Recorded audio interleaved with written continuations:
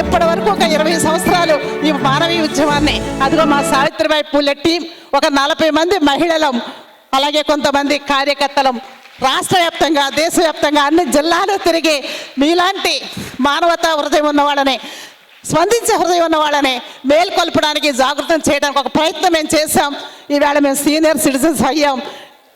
మేము ఈ ఉద్యమాన్ని మీ ద్వారా భవిష్యత్ తరాలకి తీసుకెళ్లాలని ఆకాంక్షిస్తూ వినోద్ బాల్ లాంటి అలాగే కార్తీక్ లాంటి అట్లాగే ఇంతమంది యువకులు అలాగే మీరు కూడా ఈ ఉద్యమ బాధ్యత ముందు తీసుకోవడానికి వచ్చినందుకు సంతోషపడుతూ ఇంకా మన భారతదేశం అన్ని విషయాల్లో అగ్రగామిగా నిలవాలి. అవయవదానంలో కూడా మన భారతదేశం అగ్రగామిగా ఉండాలి. ఎంతో వెనకబడి ఉన్నాం మనం. శరీరదానం మీద అవగాహన లేని రోజుల్లో మేము ఇది మొదలుపెట్టాం. అలాగే అవయవదానం మీద కూడా అవగాహన లేని రోజుల్లో ముళ్ళు ఉన్నాయి, రాళ్ళు ఉన్నాయి, రప్పలు ఉన్నాయి, అవన్నీ తొలగించుకుంటూ ఇంత దూరం మేము ప్రయాణం చేసుకుంటూ వచ్చాం. అవమానాల్ని, అవహేళనల్ని ఎదుర్కొన్నాం. కానీ మాన్యులు నారా చంద్రబాబు నాయుడు గారు 2010లో ఒక మహాసభ మొట్టమొదటిగా మేము నిర్వహించినప్పుడు సార్ దగ్గరికి వెళ్ళి విషయం చెప్పి ఒక బుక్ రిలీజ్ చేస్తున్నాం సార్, దీనికి ముందు మాట రాయమన్నప్పుడు ఆయన కూలంకషంగా ఈ సబ్జెక్టు మీద ఆయన చాలా విజన్ ఉన్న వ్యక్తి కాబట్టి అవలోకన చేశారు. ఈ ఉద్యమానికి ఎనలేని ప్రోత్సాహాన్ని ఇచ్చారు. ఆ పుస్తకానికి ముందు మాట రాశారు ఆయన, మరణించినా జీవించండి అని. తర్వాత దశలో 2011లో మళ్ళా మమ్మల్ని పిలిచి ఆయన హానర్ చేశారు ఉత్తమ సామాజికవేత్తగా. అప్పటి నుంచి 2015లో మళ్ళీ విజయవాడలో 3వ మహాసభలు పెట్టినప్పుడు కూడా వారు మా పుస్తకానికి ముందు మాట రాయటం ఈ ఉద్యమానికి ఎంతో సహాయపడ్డారు. ఇప్పుడు ముఖ్యంగా మన మాన్యులు గౌరవ హెల్త్ మినిస్టర్ గారికి ఈ వేదిక నుంచి కృతజ్ఞతలు తెలియజేస్తున్నామండి. ఈ రోజున అవయవదాతలకి ప్రభుత్వ లాంఛనాలతో అంత్యక్రియలు జరిపించే ఒక అద్భుతమైన జీవోని ఆగస్టు నెలలో రిలీజ్ చేశారు సార్. గౌరవనీయులైన మన కృష్ణబాబు గారి యొక్క సంతకంతో ఆ జీవోని సార్ వీరవందనం పేరుతో రిలీజ్ చేశారు. చరిత్రలో సువర్ణాధ్యాయంతో నిలిచిపోయే అంశం అండి ఇది. అవయవదాత దేశానికి సేవ చేస్తున్న జవానికి ఎంత గౌరవం ఉందో, దేశం కోసం చనిపోతున్న జవాన్ ఎంత గొప్పవాడో మనందరి దృష్టిలో, 4 ప్రాణాలు, ఒక 8 మంది ప్రాణాలు నిలబెట్టి చనిపోతున్న అవయవదాత కూడా అంతే గొప్పవాళ్ళు. ఆ కుటుంబాన్ని మనం హానర్ చేయాల్సిన అవసరం ఉందని చెప్పేసి అనేక సంవత్సరాలుగా ప్రభుత్వాలు కోరుతున్నప్పుడు మొట్టమొదట మన Tamil Nadu government, next Orissa government, తర్వాత 3వ స్థానంలో మన ఆంధ్రప్రదేశ్ కూడా ఆ జీవోని రిలీజ్ చేసి ఒక సువర్ణాధ్యాయాన్ని సృష్టించడం జరిగింది. వారికి ఈ వేదిక నుంచి మన రాష్ట్ర ప్రభుత్వానికి, ముఖ్యంగా మన రాష్ట్ర ఆరోగ్య శాఖ మంత్రులకి మరొకసారి కృతజ్ఞతలు తెలియజేసుకుంటున్నాం సార్. ఇక్కడ మీ ముందు ప్రభుత్వంలో ఒక ముఖ్యమైన పాత్రలో ఉన్న మిమ్మల్ని ఒక్క కోరిక మాత్రమే కోరుతున్నాం సార్.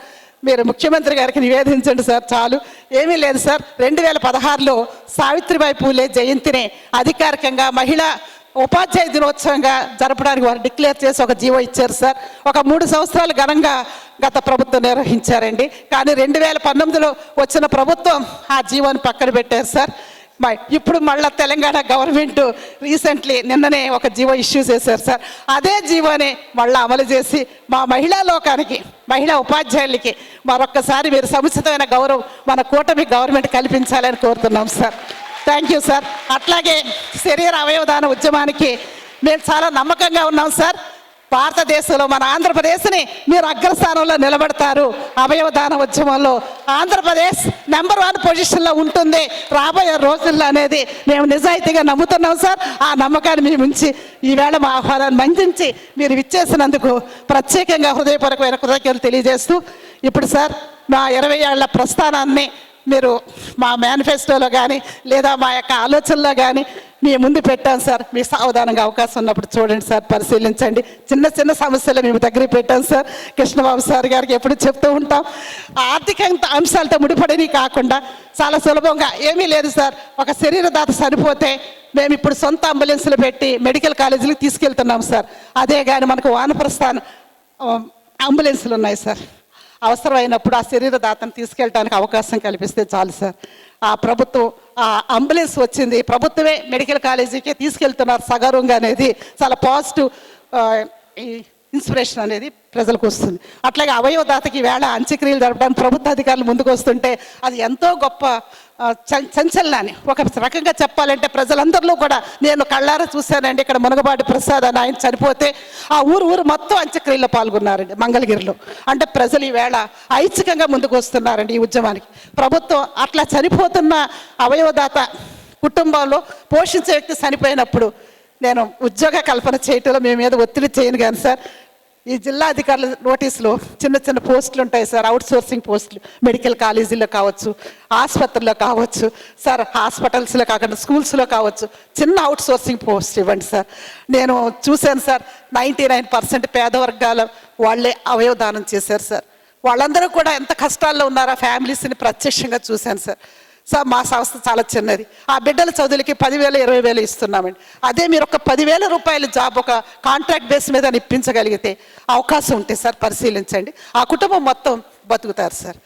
కృతజ్ఞులై ఉంటారు సార్ ఈ ప్రభుత్వానికి. పరిశీలించాల్సిందిగా కోరుకుంటూ ఈ అవకాశం కల్పించిన సో మా అధ్యక్షుల వారికి మైక్ హ్యాండ్ ఓవర్ చేస్తున్నాను. డాక్టర్ ఎస్ఎస్వి గారు సార్, ఈయన 15 ఏళ్లుగా ఈ ఉద్యమంలో డాక్టర్లు కూడా మాకు సహాయం చేశారు సార్.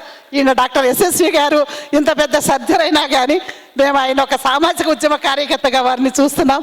అట్లాగే సిమ్స్లో డాక్టర్ సుధాకర్ గారు ఎన్నో ఇక్కడే వచ్చున్నారు సిమ్స్ నుంచి, వారు కూడా. అట్లాగే మా ఏఎంసీకి వస్తే డాక్టర్ పివి సుధాకర్ గారు సార్, ఇలాంటి కొంతమంది డాక్టర్లు ఈ ఉద్యమానికి చాలా గొప్ప సర్వీస్ అందించారు సార్. ఈ రకంగా మేము వైద్య రంగం పట్ల ఉన్న కృతజ్ఞతాభావంతో ఈ ఉద్యమాన్ని మొదలుపెట్టాం, కానీ వైద్యుల నుంచి కూడా ఈ సహకారం మాకు అందింది సార్. సో ఇక్కడ ఈ సమావేశం ఏర్పాటు చేసుకోవడానికి ప్రిన్సిపాల్ సుందరాచారి గారు, మా ఎస్ఎస్వి గారు చాలా మాకు ఆతిథ్యం ఇచ్చారు, వారికి కూడా కృతజ్ఞతలు తెలియజేసుకుంటూ సార్